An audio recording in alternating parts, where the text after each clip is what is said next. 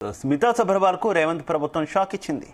ఐఏఎస్ల తాజా బదిలీలో ఆమెను లూప్ లైన్లో పెట్టింది. ప్రస్తుతం రాష్ట్ర పర్యాటక సాంస్కృతిక శాఖ ముఖ్య కార్యదర్శిగా ఉన్న ఆమెను ఆ పోస్ట్ నుంచి తప్పించింది. రాష్ట్ర పర్యాటక సాంస్కృతిక శాఖను జయేష్ రంజన్కు కేటాయిస్తూ ఉత్తర్వులు జారీ చేసింది. అయితే ఆమెను తెలంగాణ ఫైనాన్స్ కమిషన్ సభ్యురాలుగా కొనసాగిస్తున్నట్టు ఉత్తర్వుల్లో పేర్కొంది. ఇటీవల కంచగచ్చబౌలి భూముల వ్యవహారంలో ప్రభుత్వానికి వ్యతిరేకంగా ఆమె పోస్ట్ పెట్టడంతోనే ప్రభుత్వం ఆమెను పక్కన పెట్టినట్టు రాజకీయ విశ్లేషకులు అంచనా వేస్తున్నారు. ఇదే అంశంలో ఆమెకు పోలీసులు నోటీసులు ఇచ్చి విచారించారు.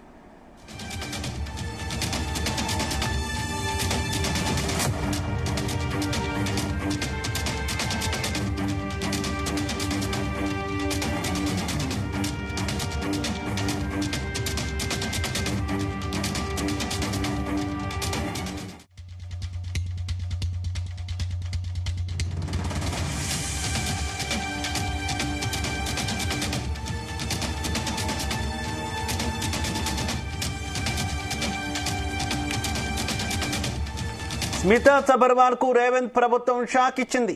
ఐఏఎస్ల తాజా బదిలీల్లో ఆమెను లూప్ లైన్లో పెట్టింది.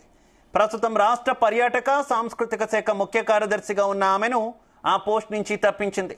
రాష్ట్ర పర్యాటక సాంస్కృతిక శాఖను జయేష్ రంజన్కు కేటాయిస్తూ ఉత్తర్వులు జారీ చేసింది. అయితే ఆమెను తెలంగాణ ఫైనాన్స్ కమిషన్ సభ్యురాలుగా కొనసాగిస్తున్నట్టు ఉత్తర్వుల్లో పేర్కొంది. ఇటీవల కంచగచ్చిబౌలి భూముల వ్యవహారంలో ప్రభుత్వానికి వ్యతిరేకంగా ఆమె పోస్ట్ పెట్టడంతోనే ప్రభుత్వం ఆమెను పక్కన పెట్టినట్టు రాజకీయ విశ్లేషకులు అంచనా వేస్తున్నారు. ఇదే అంశంలో ఆమెకు పోలీసులు నోటీసులు ఇచ్చి విచారించారు.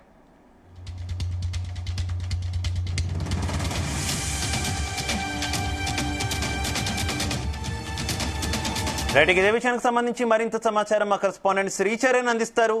శ్రీచరణ్. శివ, ఈ రోజు దాదాపు తెలంగాణ రాష్ట్రంలో భారీ స్థాయిలో ఐఏఎస్ అధికారుల బదిలీలు జరిగాయి. దాదాపు 19 మంది 20 మంది వరకు కూడా, అంటే నాన్ క్యాడర్ అందరూ కలుపుకొని దాదాపు 20 మంది అధికారులు ఈ రోజు వివిధ శాఖల్లోకి కూడా బదిలీ అయ్యారు. దాంట్లో ప్రస్తుతము శశాంక్ గోయల్ ఎవరైతే ఉన్నారో డైరెక్టర్ జనరల్ NCHRD ట్రాన్స్ఫర్డ్, ఆయనకి vice chairman centre for good governance గా ఆయన్ని ప్రభుత్వం నియమించింది. దీంతో పాటు శశాంక్ గోయల్ ప్రస్తుతం ఆయన ఏదైతే additional post director of EPTRA కూడా డ్యూలీ రిలీవింగ్ అహ్మద్ నదీన్ ని IAS ఆఫీసర్ ని రిలీజ్ చేస్తూ కూడా పెడుతున్నారు. అయితే ఇక్కడ ఈ రోజు మనం ఈ IAS అధికారుల బదిలీలో అతి ముఖ్యమైనది ఏంటంటే, స్మితా సబర్వాల్ IAS అధికారి ఎవరైతే ఉన్నారో ప్రస్తుతం ఆమె టూరిజం డిపార్ట్మెంట్ కి కూడా YANTC డిపార్ట్మెంట్ కి డైరెక్టర్ గా కూడా ఉన్నారు. ప్రస్తుతము స్మితా సబర్వాల్ IAS ని బదిలీ చేస్తూ గతంలో కదా ఆమె ఏదైతే TG ఫైనాన్స్ కమిషన్ డైరెక్టర్ గా ఉన్నారో యథావిధిగా అదే స్థానంలో ఆమెకి మళ్ళీ అదే పోస్టింగ్ ఇచ్చారు. అయితే రాబోయే మే నెలలో మిస్ వరల్డ్ పోటీలో హైదరాబాద్ లో ఉన్నాయి. ప్రభుత్వం చాలా ప్రతిష్టాత్మకంగా కూడా తీసుకుంది ఈ కార్యక్రమాన్ని. సో జయేష్ రంజన్ IAS ఎవరైతే ఉన్నారో ఢిల్లీ IITలో ఆయన ఇంజనీరింగ్ చదివారు. ఆయనకి గ్లోబల్ గా చాలా కనెక్షన్స్ ఉన్నాయి. గత BRS హయాం నుండి కూడా ఇప్పటి వరకు ముఖ్యమంత్రి రేవంత్ రెడ్డి 2 దఫాలుగా కూడా దావోస్ లో వరల్డ్ ఎకనామిక్ ఫోరం సమ్మిట్ లో కూడా పాల్గొన్నారు. సో జయేష్ రంజన్ కి గ్లోబల్ గా కాంటాక్ట్స్ ఉన్నాయి. ఈ నేపథ్యంలో ఇది కూడా ఒక కారణం అయి ఉండొచ్చు. ఇటీవల కాలంలో కంచె గచ్చిబౌలి భూముల వివాదంలో IAS అధికారిని స్మితా సబర్వాల్ ఎక్స్ వేదికగా పోస్ట్ పెట్టడము, అనంతరం తెలంగాణ పోలీసులు కూడా ఆమెకు నోటీసులు ఇవ్వడము, ఆ నోటీసులకి రిప్లై కూడా ఇవ్వడము. సో ప్రస్తుతం స్మితా సబర్వాల్ IAS అధికారి యథావిధిగా మళ్ళీ member secretary for TG finance commission గా కూడా మళ్ళీ మొదట అంటే ఇనిషియల్ కాంగ్రెస్ ప్రభుత్వం ఎప్పుడైతే ఏర్పాటైందో ఆమె గతంలో BRS హయాంలో CM కి సెక్రటరీగా కూడా పనిచేశారు. మొదట అడిషనల్ సెక్రటరీ, తర్వాత సెక్రటరీ లెవెల్లో కూడా పనిచేసిన ఆమె దాంతో పాటు ఆమె మిషన్ భగీరథకి కూడా ఇన్ఛార్జ్ ఉండే ఇరిగేషన్ కి సంబంధించిన కీ పోర్ట్ఫోలియోస్ కూడా చూసేది ఆమె. సో మిషన్ భగీరథ కార్యక్రమంలో సమర్థవంతంగా కూడా ఆ మిషన్ భగీరథ ప్రోగ్రామ్ ని ప్రజల్లో, అంటే ఎస్పెషల్లీ సమ్మర్ లో వాటర్ క్రైసిస్ ఉన్నప్పుడు కూడా ది బెస్ట్ వేలో ఆమె మేనేజ్ చేశారనే పేరు కూడా గాంచారు స్మితా సబర్వాల్ IAS.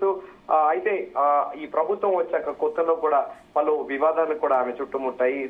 ఆమె మంత్రి సీతక్కని మొదటిసారిగా కలిసినప్పుడు కాలు మీద కాలు వేసుకొని అట్లా గెస్ట్ హౌస్ చూడడము, దాంట్లో అప్పుడు కూడా అందరు చాలా మంది తప్పుపట్టారు. సో అనంతరం కూడా ఆమె చాలా కాలంతో పాటు టీజీ ఫైనాన్స్ కమిషన్ మెంబర్ సెక్రటరీగా ఉన్నారు. అనంతరం కూడా ఆమెని టూరిజం డిపార్ట్మెంట్ కి మళ్ళీ ప్రమోషన్ అంటే మెయిన్ స్ట్రీమ్ కి తీసుకొచ్చారు. కానీ ఆకస్మికంగా ఈ రోజు 20 మంది అధికారుల బదిలీలలో ఆమెను తిరిగి మళ్ళీ ఈ ప్రభుత్వంలో మొదట అయితే శ్రీచరణ్ పర్యాటక శాఖలో ఆమె బాధ్యతలు చేపట్టిన తర్వాత చాలా కీలకంగా పనిచేశారు. ముఖ్యంగా మిస్ వరల్డ్ పోటీలకు హైదరాబాద్ వేదిక అయ్యేందుకు ఆమె ఎంతో కృషి చేశారు. ఆమె కృషితోనే ఇప్పుడు మేలో కూడా ఈ కాంపిటీషన్ జరగబోతుంది అనేటటువంటి వ్యాఖ్యానాలు చాలా ఉన్నాయి కదా. అయినా కూడా ఇంత కీలక సమయంలో ఆమెను ఆ శాఖ నుంచి బదిలీ చేయడాన్ని ఏ రకంగా చూసుకోవాలి?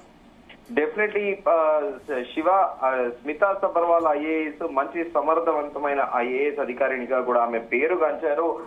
ఆమె వాట్ యు కాల్డ్ ఆమె అడ్మినిస్ట్రేషన్ లో ఎలాంటి ఇది కూడా లేదు, చాలా సమర్థవంతమైన అధికారిగా కూడా పేరుగాంచారు. కాకపోతే ప్రభుత్వం తీసుకున్న డెసిషన్ ఇది ఆకస్మికంగా, అంటే ఇటీవల మనము ముందుగా అనుకున్నట్టు కంచి గచ్చబౌలి వ్యవహారాల్లో కానీ ఆమె యూజువల్ గా స్మితా సబర్వాల్ ఐఏఎస్ ఆమె సోషల్ మీడియాలో చాలా యాక్టివ్ గా ఉంటారు. ఇన్ జనరల్ గా అంటే పబ్లిక్ రిలేటెడ్ గానీ పబ్లిక్ ఓరియంటెడ్ మెసేజెస్ గానీ లేకపోతే యువతకి స్ఫూర్తినిచ్చేవి ఇలా డిఫరెంట్ గా ఆమె లైఫ్ స్టైల్ కి సంబంధించినవి కానీ ఇలాంటివి ఇన్స్టాగ్రామ్ లో కానీ ఎక్స్ లో కానీ తరచుగా పోస్ట్ చేస్తూ ఉంటారు ఆమె. సో ఈ నేపథ్యంలో కంచి గచ్చిబౌలి విషయంలో కూడా ఆమె పోస్ట్ పెట్టడము, దాని మీద ఇదంతా కూడా మనందరం చూసాము. పోలీసులు నోటీస్ ఇవ్వడము, ప్రభుత్వ పోలీసుల అనంతరం ఆమె ఎక్స్ప్లెనేషన్ కూడా ఇచ్చారు. సో అయితే ఇప్పుడు జయేష్ రంజన్ ఐఏఎస్ కి కూడా ముందుగా అనుకున్నట్టు గ్లోబల్ కాంటాక్ట్స్ చాలా ఉన్నాయి.